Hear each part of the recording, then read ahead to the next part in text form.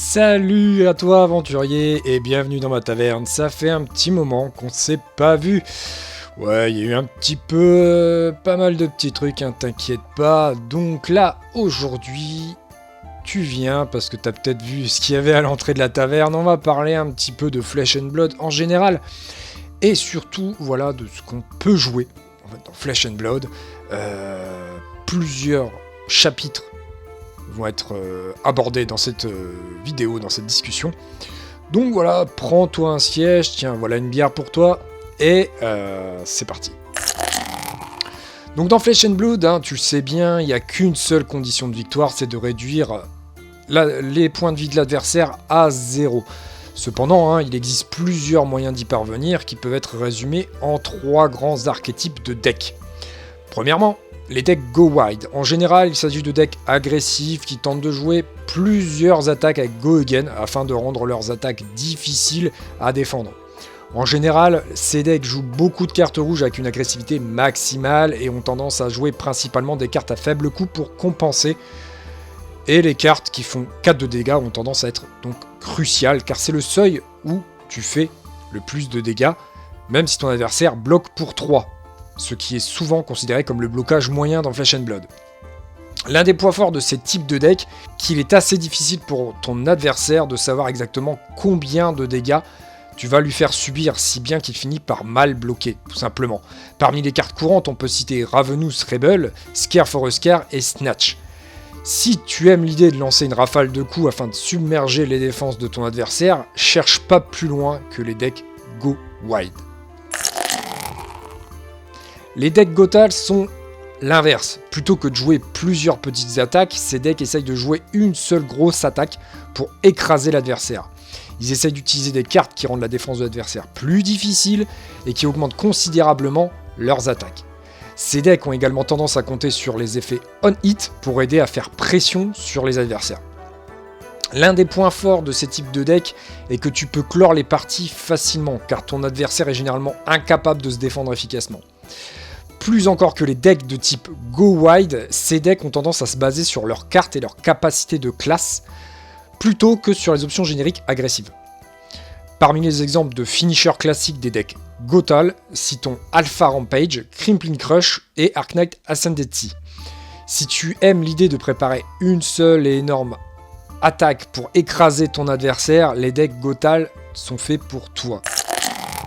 Et enfin, il y a le troisième archétype, les decks dits de fatigue. Tandis que les decks Go Wide et Gotal tentent de trouver les moyens de faire suffisamment de dégâts à chaque tour pour rendre la défense difficile, les decks de fatigue tentent de gagner en épuisant littéralement la capacité de l'adversaire à attaquer et à se défendre. Si tu joues un deck de 60 cartes, tu risques fort de manquer de cartes au bout d'un moment, même dans une partie contre des decks qui ne sont pas des decks de fatigue.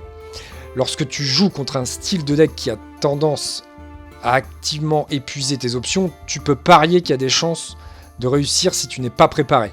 Ces decks dépendent fortement de leurs armes, car l'utilisation d'une arme signifie qu'ils épuisent eux-mêmes moins de cartes. Ils essayent d'inclure un nombre élevé de réactions de défense afin de se maintenir en vie le plus longtemps possible et de s'assurer qu'ils utilisent le moins de cartes possible en se défendant. Les cartes communes dans ces decks sont Drone of Brutality, Sing Bellow et Unmovable. Si tu aimes l'idée de danser autour des attaques de ton adversaire et de le regarder perdre lentement mais sûrement l'énergie nécessaire pour combattre, alors les decks de fatigue est fait pour toi. Mais l'un des aspects merveilleux de Flesh and Blood est qu'aucun de ces types de decks n'est dominant. Tous les 3 ont le potentiel de gagner n'importe quelle partie tant que tu es préparé au combat contre chacun d'eux. Donc une fois qu'on a vu ces différents types et même archétypes de decks, il faut bien choisir qui on va incarner pour se battre. Pour cela, on va faire un tour des 8 héros dispo, que ça soit dans Welcome to Race et Arcane Rising, car ils offrent une pléthore de decks et d'options intéressantes. Donc on va faire chaque héros, je vais te les présenter et je te fais une brève introduction d'eux, comme ça au moins tu sais vers qui te diriger. Reinhardt est l'un des seuls héros du jeu qui peut choisir les 3 stratégies. Dans la stratégie du Gotal, Reinhardt utilise ses attaques naturellement puissantes et sa propre capacité à rendre la défense contre lui gênante et difficile, voire impossible. Il y a peu de choses plus effrayantes que ton adversaire qui parvient à intimider 3 ou 4 cartes de ta main avant de t'infliger plus de 10 dommages. Dans la stratégie du Go Wide, Reinhardt a tendance à renoncer complètement à la plupart de ses attaques 6 ou plus, et à profiter pleinement des Scabbing Lasers, des bots légendaires offrant potentiellement des actions supplémentaires à chaque tour. Cela permet à Reinhardt de faire un excellent usage de nombreuses et puissantes options génériques telles que Tome of Yendal et Snatch. Quel que soit le build que tu vas choisir, assure-toi d'inclure Barraging Beatdown. La première carte de Brut est l'une des cartes agressives les plus puissantes du jeu. Ce qui rend Reinhardt difficile à jouer, c'est que ses cartes sont très aléatoires malheureusement, et qu'il est le seul héros à avoir un lancer de dés et des défausses aléatoires. Un joueur Reinhardt avisé apprend à gérer au mieux ses mains, afin de chercher l'optimisation. Alternativement, si tu veux t'amuser, lance tous les dés en même temps et espère que tout se passe bien. Bravo Showstopper a pour but d'aller loin. Son arme et sa propre capacité t'encouragent à jouer des cartes qui coûtent 3 ou plus, ce qui signifie presque toutes les cartes gardiennes. Les decks Bravo les plus courants ont tendance à se défendre fréquemment, avec 1 ou 2 cartes par tour, puis à contre-attaquer avec Anotos pour un énorme 6 points de dégâts, qui est la plus grande quantité de dégâts de toutes les armes du jeu. Dans les tours où elles sont bien construites, les attaques peuvent frapper très fort avec le bonus de Dominate, et en plus les effets désagréables des nombreuses capacités crush du Guardian. Ces effets peuvent aller de l'élimination de l'arsenal de ton adversaire, à la destruction de sa main ou même simplement l'affaiblissement de ses attaques. Bravo a tendance à se classer principalement dans la catégorie des decks Gothol, mais la plupart des decks Bravo peuvent aussi se prêter naturellement au style de jeu Fatigue, car la classe dispose également de plusieurs options défensives comme Stonewall Confidence. En fait, l'un des premiers decks qui est devenu populaire dans Welcome to Wrath a été Guardian Fatigue, qui est l'homonyme de l'archétype. Les decks de Katsu se déclinent en 3 grandes catégories.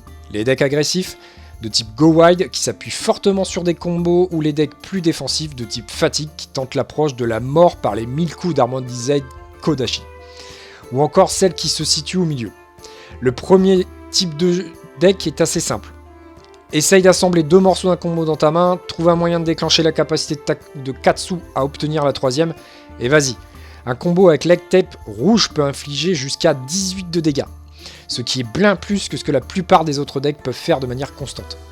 Les decks de Fatigue réagissent beaucoup plus en défense et se contentent généralement de rester en arrière, d'avancer lentement et de lancer 2 attaques de Kodachi par tour. Bien qu'il puisse sembler un peu idiot de ne lancer que 2 de dégâts à ton adversaire alors qu'il y a beaucoup plus menaçant par tour, tu seras surpris de voir à quel point ces attaques peuvent être efficaces. En fait, elles ont été si efficaces que Sacha Markovic, également connu sous le nom de Marco Victory, a réussi à remporter le premier grand événement construit pour Flesh and Blood en utilisant un tel deck merveilleusement appelé Spaghetti Tornado. Le deck le plus intermédiaire a tendance à utiliser la chaîne de combos Surging Strike ainsi que le nouveau Command & Conquer et Pummel, menaçant d'énormes dégâts dans certains tours et des attaques très perturbatrices dans d'autres, tout en parvenant à rester en retrait et à se défendre dans d'autres. Les decks de Dorinthea Ironsong ont tendance à se décliner en 2 versions. Les decks Gothal qui se connectent plusieurs fois avec les armes ou les decks Go Wide qui mélangent certaines attaques génériques avec des frappes de Dawnblade. L'une des choses les plus importantes à propos de Dorinthea Ironsong est son accès à une énorme pléthore de réactions d'attaque. Souvent, cela la rend incroyablement difficile à défendre, en particulier dans les dernières phases du jeu, ce qui lui permet donc de porter le coup fatal plus efficacement que la plupart des autres classes. Ces decks ont tendance à se concentrer sur la fabrication de son arme particulièrement menaçante avec des power-ups comme Ironsong Determination ou Steelblade Supremacy, complétés par plusieurs puissantes attaques de réaction pour forcer les dégâts. Si jamais Dawnblade parvient à gagner un contre, se défendre comme Dorinthea devient encore plus problématique. Les decks Gothal se concentrent plutôt sur des options agressives communes comme Flock of Fleether Walkers et Scare for a Scare, afin d'ajouter diverses formes de pression. Dorinthea est capable de mettre en place des tours meurtriers qui sont pratiquement inégalés par toutes les autres classes dans des tours de pression soudains et brutales, et elle est passée maître dans l'art de maintenir les entrées et sorties offensives. Dash est probablement le héros le plus populaire à sortir d'Arcane Rising, à la fois grâce à son artwork steampunk et à son pool de cartes particulièrement unique. Contrairement à d'autres héros, Dash a de nombreuses cartes qui restent en jeu d'un tour à l'autre, ce qui lui permet d'assembler un objet très puissant et de foncer dans le tas. Dash se décline en 2 grandes catégories, Fatigue et Go Wide Aggro.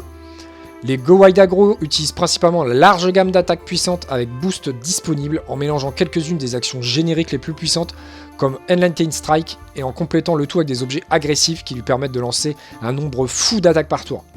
Parfois plus que même un ninja peut faire.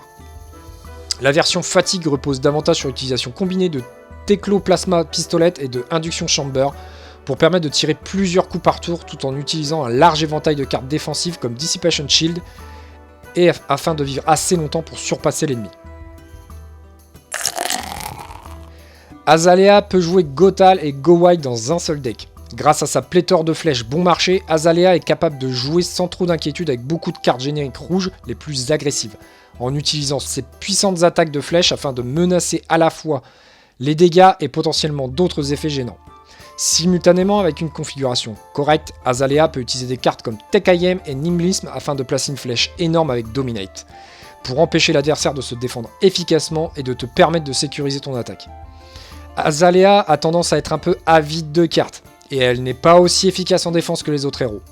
De plus, elle est l'un des seuls héros du jeu, l'autre étant Kano, de ne pas avoir d'armes avec lesquelles elle peut infliger des dégâts, ce qui signifie qu'elle doit faire attention à ne pas être littéralement à court de cartes pour attaquer. Ce que j'aime le plus personnellement dans Azalea, c'est sa thématique et avoir la sensation de tirer des flèches, le besoin de charger sa flèche avant de tirer, et trouver la meilleure façon de jouer chacun de ses tours de façon optimale est toujours un casse-tête fascinant. Le Runeblade Viserai est le premier héros à se concentrer à la fois sur des dégâts des arcanes et sur des dégâts physiques, ce qui le rend plus difficile à défendre efficacement. Son style de jeu est une forme unique de Gotal dans le sens où généralement Viserai peut passer des tours à préparer une attaque majeure qui peut infliger une quantité de dégâts insensés, inégalée par aucune autre classe sauf le sorcier, et les decks de Viserai se prêtent à une approche un peu plus défensive, passant des tours lents où vous accumulez des jetons de Runechamp avec Read the Rune et Mordred Tide, à des tours de dégâts importants où vous écrasez l'adversaire avec Arknight Ascension et Amplify the Arknight, et une horde de jetons Runechamp. Comme les attaques de Viserai commencent généralement avec un coût élevé qui est réduit par les jetons Runechamp, ils peuvent vraiment bénéficier de certains buffs génériques des plus puissants comme Pummel et Slogisme, permettant des attaques dévastatrices et extrêmement difficiles à défendre. La patience est la clé d'un bon joueur Runeblade, et il est souvent essentiel de savoir comment séquencer vos actions de non-attaque pour générer le plus de jetons possible. Enfin, on arrive à Kano. Kano, le sorcier, est assez bizarre, c'est vraiment la seule façon de le décrire. C'est déjà d'une part, c'est le seul héros qui commence avec 30 points de vie au lieu de 40, et c'est le seul héros du jeu qui est capable de jouer au jeu à une vitesse instantanée grâce à sa capacité. C'est aussi le seul héros du jeu où les étiquettes Go Wide, Gotal et Fatigue ne fonctionnent pas vraiment. À ma connaissance, personne n'a encore réussi à trouver comment utiliser Kano de manière très efficace. Beaucoup de gens ont essayé d'utiliser d'énormes decks combos qui utilisent des cartes comme Reverberate, Sonic Boom et Blazing Ether pour faire passer l'adversaire de 40 à 0 en un seul tour, après avoir défendu tout le jeu. J'en ai pas encore vu en action qui m'est vraiment étonné. Jason Chung, membre du studio Legend Story Studios, a récemment présenté un deck Wizard comportant beaucoup de Moonwish et de Sunkiss, dans le but de réduire la taille de son deck le plus rapidement possible, mais je suis pas toujours convaincu. Peut-être que toi et les autres aventuriers qui êtes les nouveaux deck builders allez résoudre le mystère de Kano, le Dracaille de l'éther. Une fois avoir à peu près choisi votre archétype et votre héros, il est temps de se décider de la couleur de vos cartes. Le coup de pitch est l'un des aspects les plus délicats du jeu à maîtriser. Comme n'importe quelle carte peut être utilisée pour des ressources, tu ne te soucies jamais particulièrement de savoir si tu peux payer ou non une carte. Peu importe ce que tu as en main, tu sais que tu pourras toujours payer au moins un effet de 3 ressources à ton tour, même avec 4 rouges en main. Cependant, plus tu as besoin de cartes pour jouer pendant ton tour, moins tu auras de cartes en réserve pour te défendre, ce qui signifie que tu vas subir plus de dégâts. En revanche, si tu joues tout en bleu, tu constateras que tes attaques ne sont pas aussi effrayantes qu'elles pourraient l'être et ton adversaire pourrait ne même pas ressentir le besoin de se défendre. Voici quelques directives générales qui t'aideront à déterminer la couleur d'une carte à inclure dans ton jeu. Cette attaque te semble-t-il suffisamment menaçante ? Si tu as besoin d'une attaque pour un effet, je te recommande de viser au moins 4 de puissance. La raison est simple. La plupart des cartes de classe se défendent pour 3. Ils devront donc utiliser une deuxième carte pour se défendre contre elle, ce qui est très important. Il y a une grande différence entre la puissance de Snatch rouge et Snatch jaune par exemple. Tout cela à cause de cette attaque de 1 point supplémentaire. Une autre question pourrait te venir en tête, combien de ressources faut-il par tour ? Cela varie grandement d'un héros à l'autre, ainsi que d'un archétype à l'autre. Moins tu auras besoin d'énergie par tour, plus tu pourras jouer de cartes rouges et jaunes. plus tu as besoin d'énergie, plus tu devras envisager de cartes bleues. En général, voici un petit guide rapide de la quantité d'énergie dont tu auras besoin à chaque tour. Pour les rangers, les guerriers, les Dark Knights, les mécanologues et quelques versions du magicien, 1 à 2 énergies par tour. Pour la brute et le ninja, 3 à 4 énergies par tour. Pour 5 d'énergie par tour ou plus, le Guardian et quelques versions du Wizard. Si tu dois réfléchir à d'autres considérations concernant tes cartes dans ton deck, Guardian par exemple doit s'assurer qu'il inflige au moins 4 dommages avec ses actions d'attaque, si possible ce qui rend la version rouge de tes attaques clés plus intéressante. La brute doit s'assurer qu'elle a un grand nombre de cartes d'attaque de 6 dans ton deck pour que plusieurs de ses capacités clés fonctionnent. Une chose essentielle que l'on trouve dans beaucoup de decks est l'utilité des cartes de défense de 4, en particulier Fate Forcing et Sink Below. Même dans un deck assez agressif, il est souvent utile d'inclure certaines de ces cartes afin de vraiment éviter un méchant combat pendant un tour. Si tu te dis que tu vas un jour jouer une carte bleue bien précise, il est bon de s'assurer que chaque carte d'un deck a une certaine utilité, même si c'est principalement pour les ressources. Si tu ne vois pas une carte bleue en particulier à jouer, trouve-en une qui te convient ou qui défende au moins un 3. Onslaught Ranging et Wounding Blow font souvent l'affaire pour cette raison bien précise. Ensuite, il faut se décider si tu as inclus des cartes qui te permettent de gagner chaque match-up. C'est l'idéal, mais c'est pas toujours possible. Cela dit, tu devras t'assurer que parmi les 80 cartes que tu as choisi de jouer, tu as des cartes qui t'aideront à affronter différents archétypes et classes. Veille à emporter 1 ou 2 pièces d'équipement de Nulle Brune en combat, pour combattre un Runeblade ou un Wizard. Essaye d'emporter quelques Drone of Brutality et ou Remembrance pour t'aider dans les decks fatigue. Apporter des réactions de défense pour t'aider à survivre à de grosses attaques avec Dominate ou à contourner ces réactions d'attaque gênantes. Tu ne pourras peut-être pas tout emporter, mais assure-toi d'avoir au moins réfléchi à ton plan de jeu et à la façon dont tu vas essayer de gérer celui de ton adversaire. De plus, décide du nombre de cartes que tu vas jouer dans ton deck. Contrairement aux autres jeux de cartes, tu constateras que le fait d'avoir plus de 60 cartes dans ton deck n'est pas toujours une mauvaise chose dans Flesh and Blood. À moins que ton deck ne cherche des cartes très spécifiques afin d'assembler un moteur de jeu mortel, il est parfois préférable d'en rajouter pour te protéger contre les decks fatigue. Enfin, je terminerai cette petite discussion avec toi que il faut que tu joues les cartes avec lesquelles tu te sens à l'aise. Peut-être que plus dans tout autre jeu, Flesh and Blood consiste à jouer aux cartes avec lesquelles tu te sens à l'aise dans un style de jeu qui te convient. Kyle McCris, par exemple, joue Guardian depuis le premier jour, et son talent pour ce deck est évident. Il a été le seul joueur de Guardian lors du récent grand événement, et c'est ici jusqu'au top 4. Donc joue ce qui te rend heureux, joue beaucoup. Apprends les tenants et les aboutissants, et tu seras surpris de voir jusque cela te mènera. Voilà, jeune aventurier, j'espère que cette petite discussion entre nous t'a permis de voir un petit peu plus clair sur le deck building, les différents archétypes de jeu dans Flesh and Blood, et aussi également les différentes façons de jouer tel ou tel héros. Je te dis à très bientôt pour une nouvelle discussion dans ma taverne. N'hésite pas à t'abonner pour revenir et peut-être avoir des bières gratuites. N'hésite pas non plus à rejoindre le groupe Facebook qui est disponible dans la description, ainsi que le serveur Discord. Je te dis à très bientôt, amuse-toi bien et bon combat. Salut!